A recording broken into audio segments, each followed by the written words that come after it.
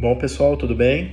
Bom, então eu vou gravar agora alguns comentários sobre a aula 5, né, relacionado a outros modelos radiais, além do CCR e do BCC, que são os modelos clássicos. Então, também baseado nos comentários, né, feitos pelos alunos e nas dúvidas, eu vou tentar falar algumas informações.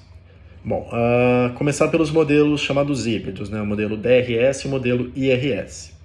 Então, acho que ficou claro para todo mundo que são modelos em que eu trabalho só com dois tipos de retorno de escala, né? Ou crescente constante, modelo IRS, ou decrescente constante, que é o modelo DRS.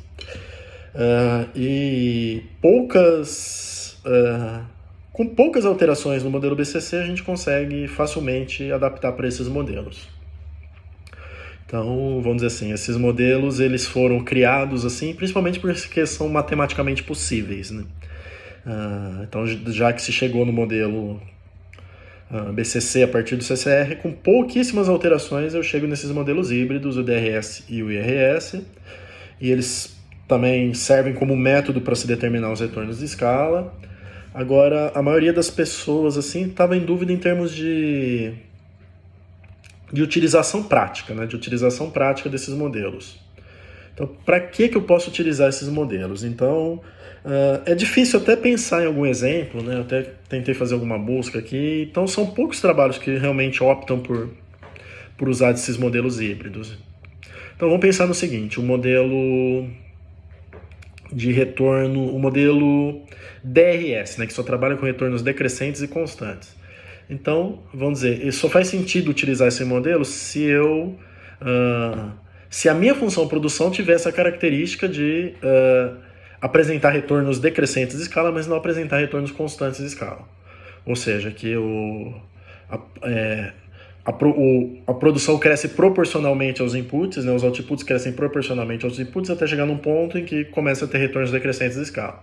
Mas não tem aquela parte inicial de retornos crescentes de escala. Então, que situação prática poderia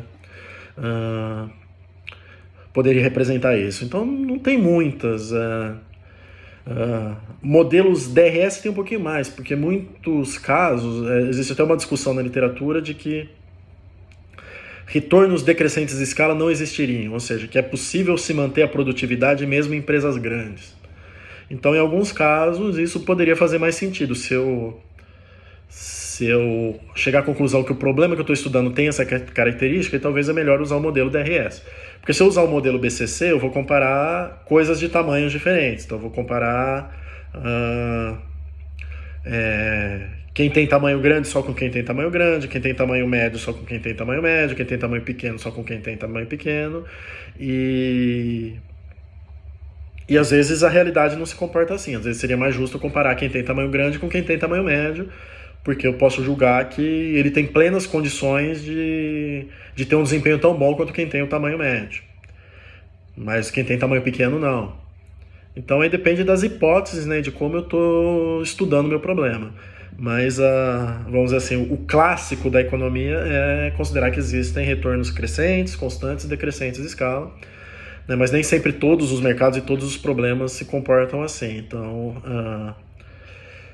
Então depende do caso, depende do que eu estudo, então eu tenho que fazer algumas análises antes para poder justificar esses modelos. Então esses são modelos radiais, né? Eles têm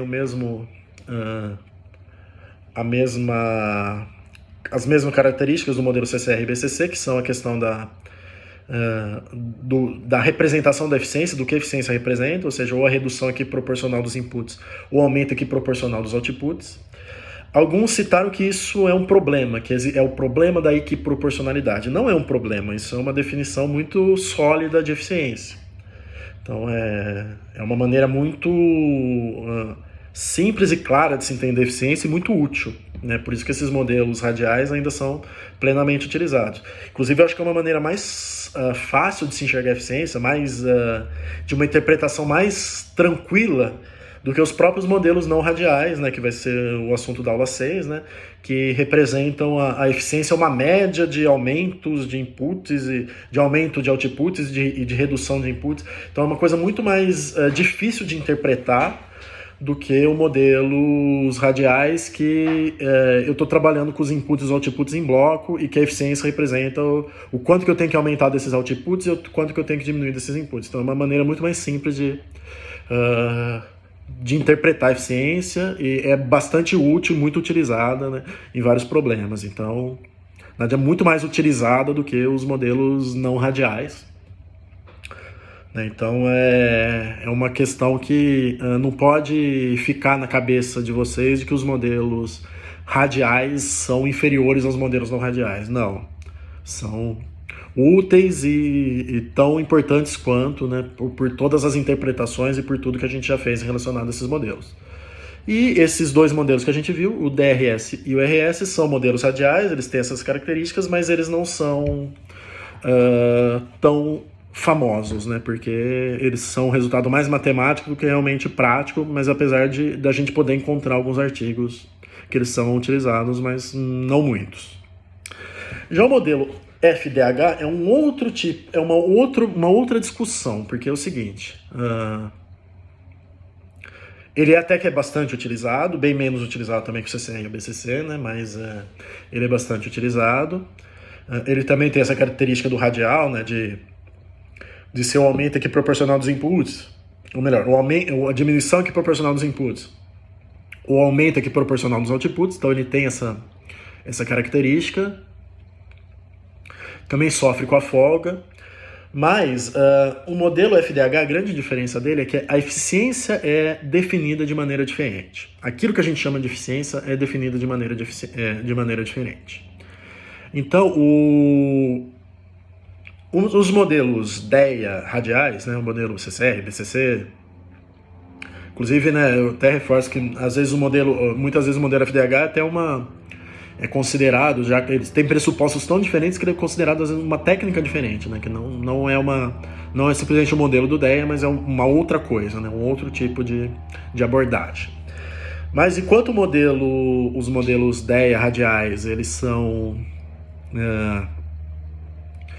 comparam o desempenho de alguém com uma fronteira de eficiência, e essa fronteira de eficiência é uma combinação linear daquelas DMUs que têm o melhor desempenho, têm a melhor produtividade, seja considerando a questão da escala, ou seja, não considerando a questão da escala, né? Seja considerando que compara com a maior produtividade dentro de uma escala ou com a maior produtividade no geral, né? Que é o modelo BCC e o modelo CCR. Então, quanto esses modelos DEA, eles levam essa consideração, e essa fronteira é uma fronteira linear por partes, então nessa fronteira estão tanto as DMUs, né, as DMUs que foram consideradas eficientes, quanto segmentos de reta que são combinações lineares dessas DMUs eficientes. Então, uma unidade ela é comparada com a sua projeção na fronteira, e essa projeção na fronteira dá geralmente nesse segmento de reta, e esse ponto da fronteira pode ser expresso como uma combinação linear das DMUs que estão na fronteira. Então, se a DMU não está na fronteira, ela é considerada ineficiente. Então, essa é a abordagem do DEA. A abordagem do FDH é um pouco diferente, porque ele considera a eficiência de uma outra maneira. Ele diz o seguinte: só é ineficiente quem está sob uma relação de dominância. Então eu só posso dizer que uma DMU é ineficiente se existir uma unidade, se existir uma outra DMU, que é o seu benchmark, que tenha inputs menores que o dela e outputs maiores que o dela. Todos os outputs maiores que o dela e todos os inputs menores que o dela. Então, se houver essa relação de dominância, aí eu posso dizer que essa DMU é ineficiente. Então, e aí eu comparo o desempenho dessa DMU com aquela DMU que está dominando. E eu posso comparar pelo aumento de outputs ou pela diminuição de inputs. Mas eu só posso dizer de ineficiência se existir essa relação de dominância. Então, muitas unidades que são ineficientes no modelo BCC, por exemplo, acabam estando na fronteira do modelo FDH porque não tem nenhuma DMU que que domine ela. Inclusive, o modelo que eu estou trabalhando lá com o Excel, né, nas aulinhas de Excel, acontece isso. Então, todas as DMUs estão na fronteira do FDH, apesar de uma delas não estar na fronteira do BCC. Por quê? Porque não existe nenhuma DMU que domine essa DMU, né, que é ineficiente pelo modelo BCC. Então, como não existe essa relação de dominância,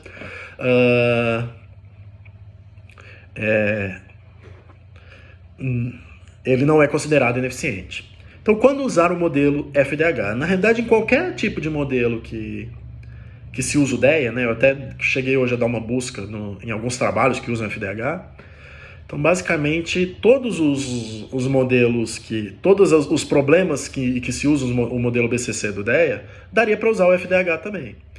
Então, a questão é como eu estou entendendo a eficiência, qual é o meu entendimento e como é mais vantajoso trabalhar com esse entendimento da eficiência. Será que o meu entendimento da eficiência é considerar ineficiente todo mundo que está fora da fronteira, dessa fronteira formada pelas DMUs mais produtivas, né, e comparar todo mundo com essa fronteira? Ou será que é melhor eu considerar a eficiência como sendo com base nessa relação de dominância? E só considerar realmente ineficiente quem é dominado por outro. Então, se eu adotar a segunda perspectiva do FDH, eu vou estar sendo mais... eu vou estar identificando DMUs ineficientes que são realmente ineficientes. Ou seja, eu estou sendo mais benevolente nessa definição de eficiência, né? Então, eu estou dando oportunidades para mais DMUs serem eficientes. E aí, as que eu encontrar ineficientes, elas são realmente ineficientes, porque elas são realmente dominadas por uma outra DMU. Elas têm todos os inputs menores e todos os outputs maiores. Então, eu acho uma ineficiência muito mais extrema, né?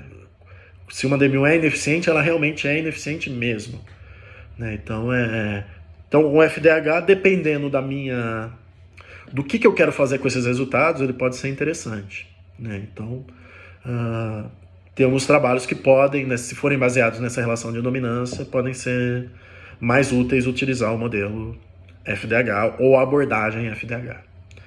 Então, acho que dos outros modelos não radiais, acho que é isso, né? Acho que deu para explorar bem. E aí, no próximo vídeo, dos modelos não radiais, finalmente.